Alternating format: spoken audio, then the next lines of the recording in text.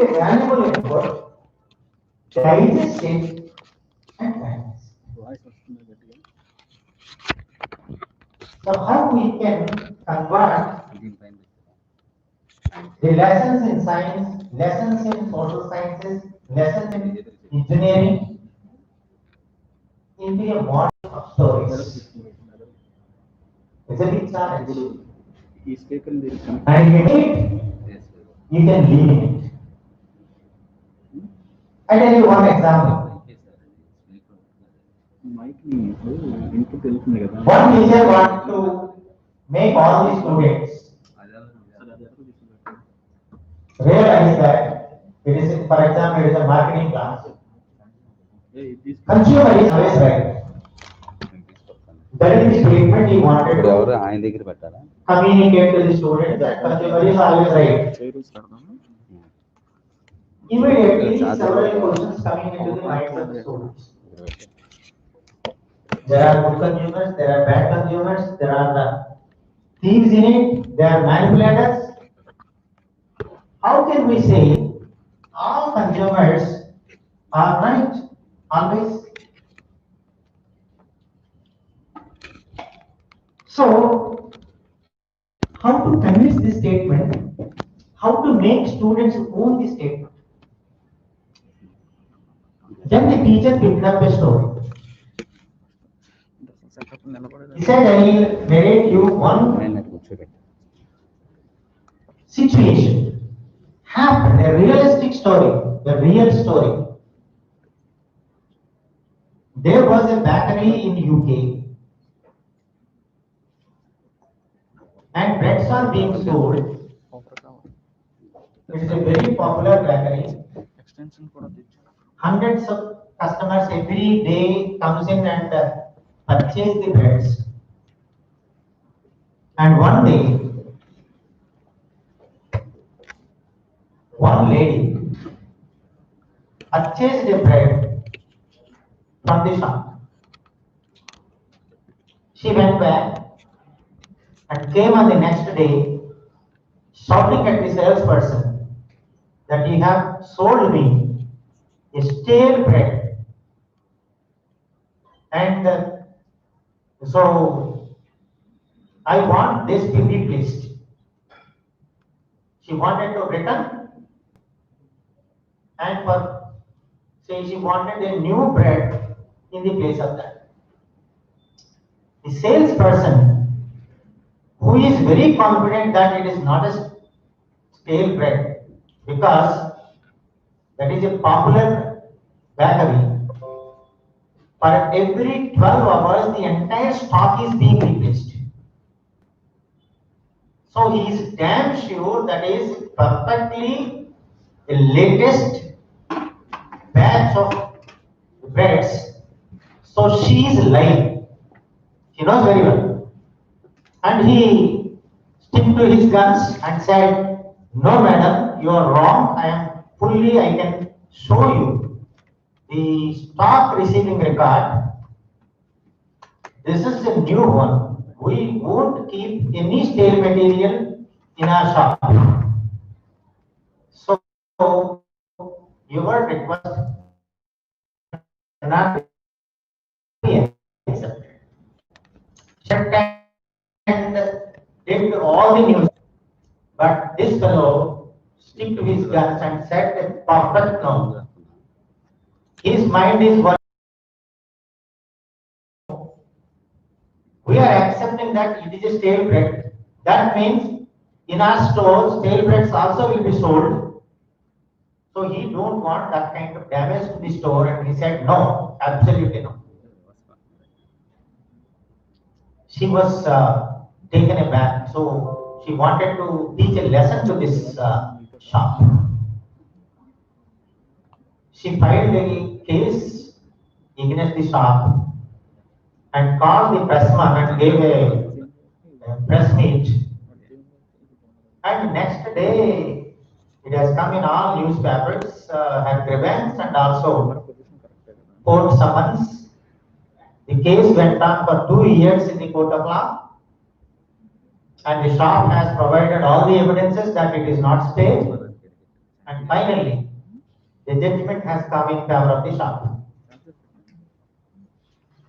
And the salesperson who reacted to her say demand for replacement of the bed, he went to the owner and said, "Sir, I am right. See the judgment. Today I am very happy." The shop owner smiled at him, and the very next day, a board appeared on a display board appeared on the bakery. Customer is two rules are there. In one rule is customer is always right. Rule two, if customer is wrong, refer rule one.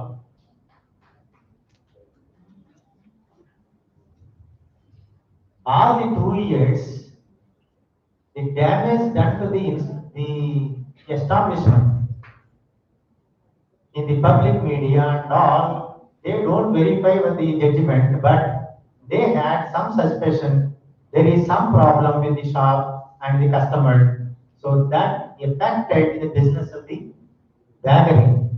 So when you are marketing things, if a customer raised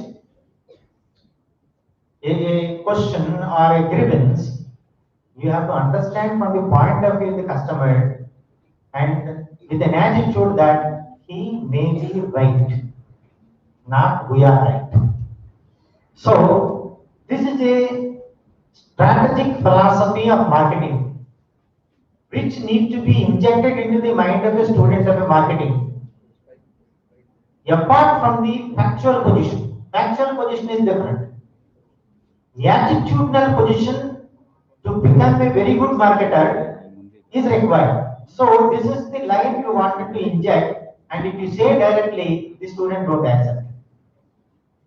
So you have to take the support of a story. That is why storytelling is an important dimension that a teacher should be in search of collecting n number of stories which can be communicated very interestingly to the student to drive a message which he wanted, to drive a point which he wanted. So storytelling is one important methodology. Then interactive method. How we can make students interact into the process. Many a time it happens that the teachers ask questions and also teachers gives answers also. Question answer is a process of teaching by many teachers. They raise question, they answer it. On behalf of the student, the teacher raises question. And to the students, they give answers.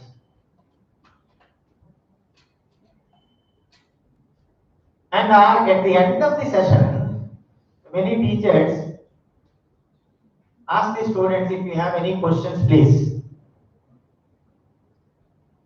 And some teachers put a condition that while I am teaching, don't ask questions. Reserve your questions to the end of the session. Because say if you disturb me, I may get into another track.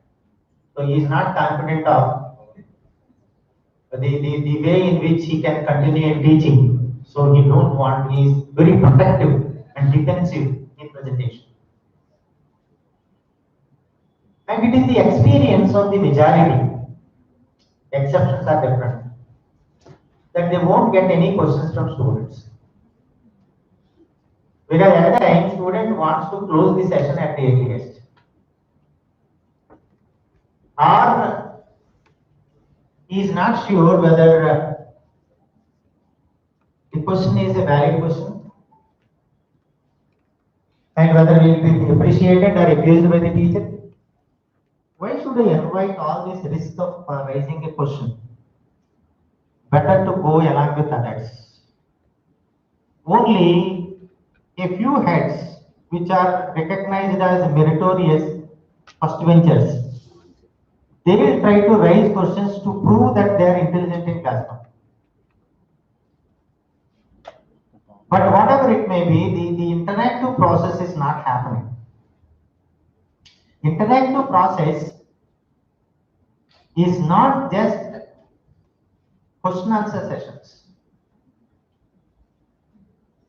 So you must be capable of engaging the student, mentally interacting with the subject continuously. Because the capacity of a tongue to deliver the words is around 300 words per minute. We can deliver 300 words per minute. But the mind process more than 900 words per minute. So the speed of the mind is 3 times more than the speed at which the student is receiving the content. So this 2/3 part, if it is not engaged properly, it will try to find another engagements. So many a time students feel that they lost the track and they jump back to it. By the time there will be a lot of gaps. They feel like they are listening, but they are not listening because during this past time, some other diversion it has taken place. So make the student continuously interacting with the content. So how? That means you have to command the attentiveness of the student all the time. And finally, the student must be able to develop some narratives. If those narratives are not really reaching the student, or student is unable to comprehend those narratives, all your efforts become waste. It's not yielding proper results. So you have to evolve new methodologies of keeping student continuously interact with the process that is happening and exploit the best of it. In such a way, you have to devise certain methodologies. There are so many methodologies to make the student actually involve and participate in the process, because our time is limited. I don't want to go into it. The another one is experiential learning. Experiential. You should make the student experience the process. Practically doing. Like if you teach swimming, your student can never become a swimmer. You should make them experience, then only they become swimmers. If you teach yoga, people cannot become practitioners of yoga, they have to practice and gain the experience of practice, then they continue. Experiential learning is important, and this is possible in all disciplines. You may be thinking that in social sciences, how we can give experiential. Take them to the society and learn them from the society. In the new CBCS curriculum, we have introduced community service project for 2 months. We have driven the student to the society and learn from the society what is your subject related areas in the society. All the disciplines developed in the world are for the society. And every development has an application for the society. So you look at it. So your discipline is not above or say separated from the society, it is a part of the society. You have to go and sit for it and give some handsful of experience to the student. And those experiences will live long, not the book or your teachings. So experiential learning. ICT and online teaching, now of course all of you are exposed to the online teaching, exposed to the limitations, exposed to the difficulties, exposed to the constraints and the facilities of online teaching, isn't it? So you have to introduce blended approach.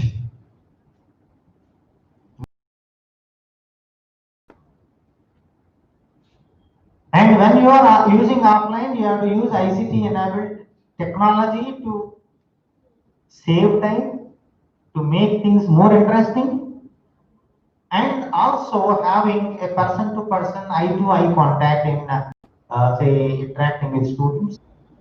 That part you have to make it. You have to plan the presentation of yours, program it. See, in the online teaching, we say that you should go for a four-quadrant approach. You have to develop the text, basic content which need to be, that is a planning, want to be delivered in the 1 hour. Then you have to convert it into an e-form like PowerPoints or the graphics, whatever it may be. You are converting into the e-format. Then you have to deliver. You have to see that a student is continuously engaged. So at every 5 minutes or 6 minutes, you are giving a evaluation and assessment mode, 3 or 4 questions, multiple choice questions, asking to answer it and get into the next. Like that. So you have all those tricks. That is programming. You have planned the content, program the way in which the content has to be delivered. So that is to be done. This is a Vastad model, is a model which is being used in many